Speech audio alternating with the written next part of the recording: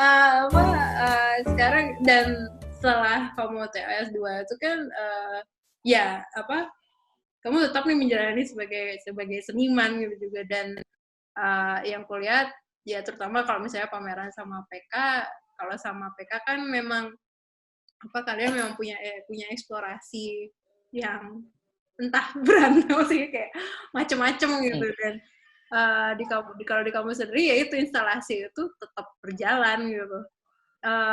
Ada nggak sekarang berarti kamu lulus 2013 ya? Sekarang 2020. Jadi udah 7 tahun. Iya ya.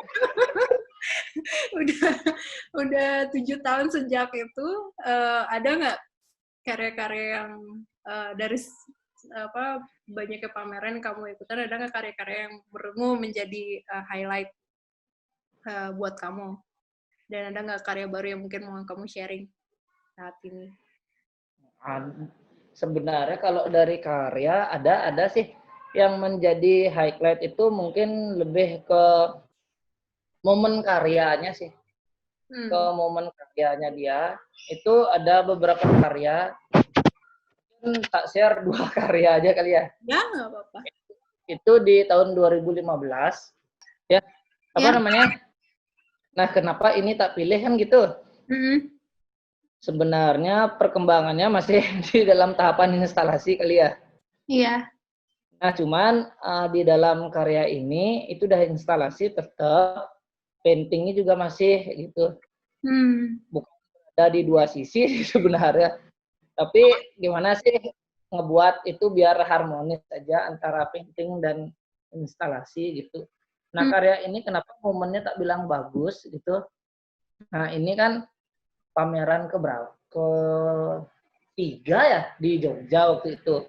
Ini dengan kelompok PK, momennya itu maksudnya ini kan ada kesempatan untuk mamerin terkait dengan sebenarnya ini agak merujuk kepada hal personal gitu loh. Itu yang biru-biru seperti TV itu kan sebenarnya apa namanya ronsen. Nah itu ada 12 ronsen gitulah, ada 12 ronsen selama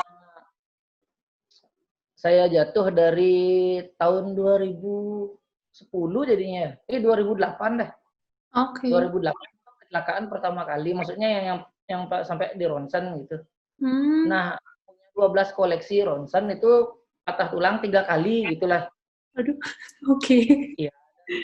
Patah tulang 3 kali itu video itu pada saat lagi mau operasi yang di motor. Nah, itu video di rumah sakit pada saat diambil tindakan. Nah, dan juga ada video pasca operasinya. Itu ditampilin di motor itu gitu. Nah, kenapa momen tak bilang? Karena waktu itu setelah tak cari sih nyari, wah belum kayaknya ada yang sampai mamerin hal seperti ini gitu. Makanya wah ini momentum pamerin aja dah. Gitu ceritanya. Tapi tetap dengan format lukisan dan instalasi.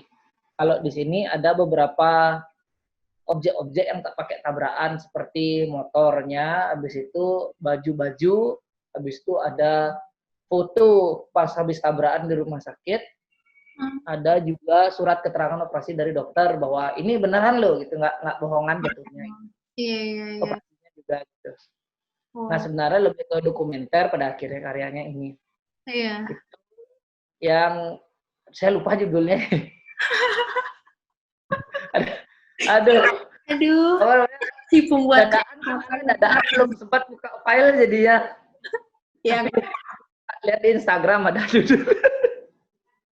saking banyak punya karya tapi mana ini. Terus judul karyanya ini lagi unik-unik semua jadi. Ya makanya ini ada kok di Instagram kalau nggak salah judulnya. Di Instagram. Kita cari. Ya kalau nggak salah ya. Cuma terlalu tak publish ini cuma tak publish 1 aja deh kalau nggak salah di Instagram. Maksudnya karya nggak tahu kenapa gitu. Padahal momentum. Cuman waktu itu dari Jogja sendiri, ini kan pamernya di Bentara Budaya Jogja. Nah waktu itu sih, ya nggak tahu sih juga apakah mereka peres atau enggak, tapi menurut mereka kelompok kita, atau ini anak Bali asli gitu mereka bilang, anak Bali asli, nggak tahu yang patutnya gimana, nggak ngerti ya. Tapi waktu itu dibilang gitu nih, pameran anak Bali asli nih dari Bali, wah ternyata sudah sekontemporer ini ya di Bali gitu. Makanya entah mereka peres apakah gimana, nggak ngerti apakah sindiran atau apa, tapi kita waktu itu masih jujur, masih ya oh iya ya seneng lah digituin gitu. Ya seneng lah dikasih sambutan seperti itu, dan pembukaannya juga kalau ada sebenarnya foto pembukaannya rame banget, sama lah kayak pameran di Bentara di Bali kayak gitu, ramenya, apresiasinya rame, antusias lah. Tapi bedanya setiap hari rame di sini gitu. Pasti ada orang dan orangnya itu nggak 1-2 tapi rame lah. Terus cerita jadinya kalau kita jaga pameran di sana itu beneran jaga pameran gitu. Rame banget yang datang. Ya kayak kalau di Jogja ini emang lebih apa namanya, ya mungkin karena deket-deket itu ya. Kalau di Bali kan emang agak jauh kemana-mana.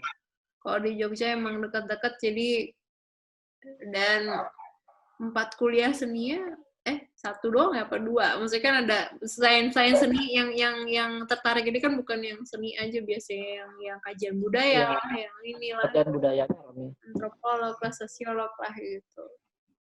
Menarik.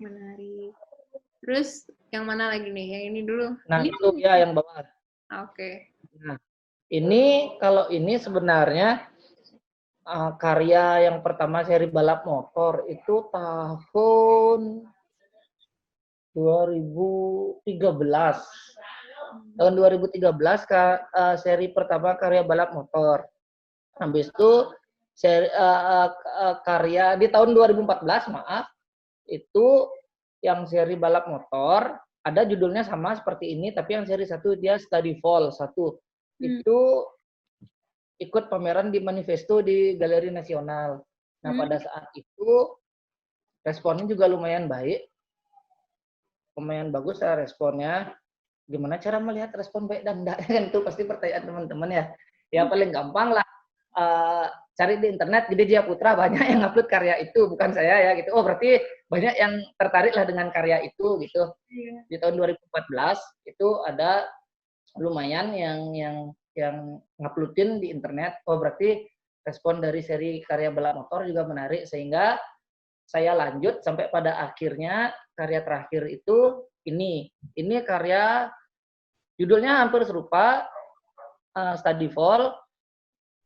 Cuman kalau di sini ini pamernya kan waktu itu di ABBC Building di Nusa Dua. Nama eventnya itu Celebration of Future. Nah, di sini bedanya cuman tambahan dari ada patung jatuhnya. Kalau yang ikut di Manifesto itu kondisi balap motornya yang tak tampilkan. Tapi kalau di sini kan proses jatuh sampai berdirinya. Kalau waktu itu persoalan Celebration of Future itu saya omongin tentang sejauh mana sih kita memahami persoalan hari ini dan yang akan datang gitu. Nah, semisal saya melihat masa depan, karena ini kan merayakan masa depan. Masa depan itu ya hari ini gitu loh. Kenapa menurut saya masa depan itu hari ini? Yang paling gampang lah kita ambil satu studi kasus, misalnya fashion. Fashion itu berputar. Dulu zaman pakai celana pensil gitu misalnya. Singkat cerita 20 tahun kembali mode itu. Celana shoot biar. Singkat cerita 20 tahun atau bahkan lebih kembali mode itu. Berarti yang dimaksud masa depan dengan contoh studi kasus fashion itu yang seperti apa? Karena itu kan berputar dia.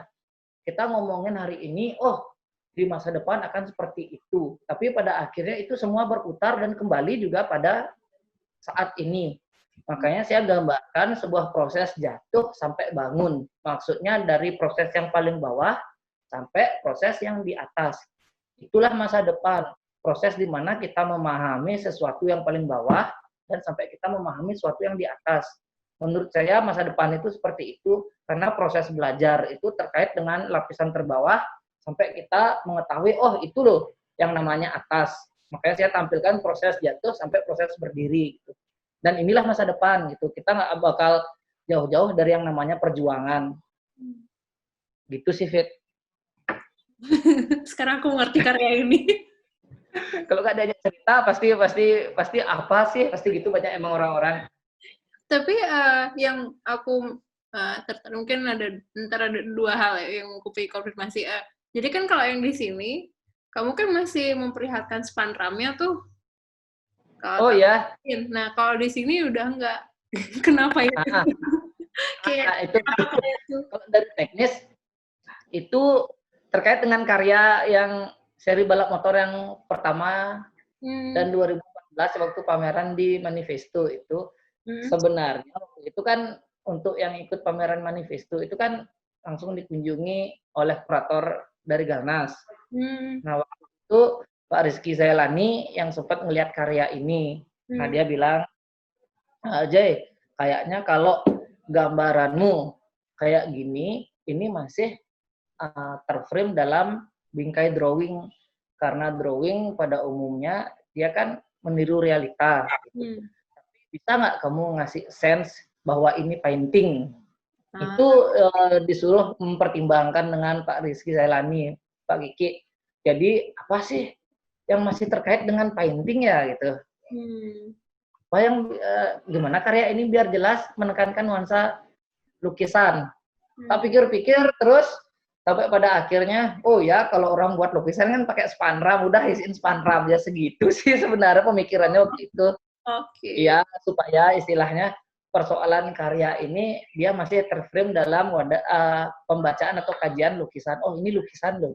Nah, cuman karena karya ini itu transformasi dari patungnya itu kan patungnya shape-nya itu siluetnya itu kan membentuk. Jadinya kalau ini pakai frame atau pakai spanram itu nggak cocok, jadinya udah tak diamin seperti ini aja gitu. Biar seolah nyambung lah. Iya. Ya secara teknis. Iya, tapi emang kalau tak perhatiin beberapa karyamu emang udah keluar dari spanram itu juga gitu yang kesini gitu emang. Terus ini kan di ABBC kamu yang buat itu kan track kan itu kan di bawah. itu emang emang bagian atau emang pingin aja? Sebenarnya waktu itu setelah di display, ini cerita karyanya sudah di display, ini di sini bakal ini di sini kayak gini, oh gitu. Setelah dilihat waktu itu kan Pak Rifki guru ya, Pak Rifki yang menjadi kuratornya. Dek, kayaknya kesan jatuhnya itu kurang deh, gitu ya bilang. Apa tak gituin? Ya apa gitu biar ngebuat bahwa dia ini jatuh gitulah. Itu bisa kurang lah, gregetnya nggak ada gitu dia bilang. Nah tak pikir apa ya gitu. Habis itu sebenarnya Pak Rizky sih yang nawarin kalau ada bekas bannya gimana gitu. Emangnya boleh, ntar malah sih saya yang nyuruh masa nggak boleh gitu. Oh ya oke, langsung aja tak buatin dari dulu supaya jatuhnya itu asik gitulah. Jadinya ya udah langsung buatin bekas bahannya sampai dengan posisi jatuhnya dia berakhir dari bahan itu selesai gitu. Iya. Oh gitu. Biar katanya ini biar suasananya terasa gitu. Oh ya siap gitu. Dan itu kayaknya lebih menunjang kehadiran karena ini kan kita ngomongin tentang proses jatuh gitulah. Iya. Jadi ini detail karyanya aja. Ya, detailnya.